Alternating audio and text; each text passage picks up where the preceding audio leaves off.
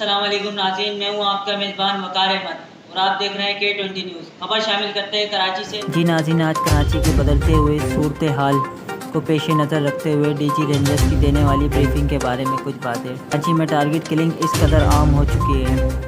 جیسا کہ آپ جانتے ہیں کہ معاشی طور پر کراچی پاکستان کی ریڑھ کی ہڈی کا درجہ رکھتا ہے، مگر افسوس اس ریڑھ کی ہڈی کو دشمن انصار کی جانب سے کھوکھلا کیا جا رہا ہے۔ قانون نافذ کرنے والے ادارے ایجنسی خاموش بیٹھے تماشائی دیکھ رہے ہیں۔ کو سندھ رینجرز کے حوالے کر دیا جائے تاکہ اس امن و امان کو بہتر بنایا جائے۔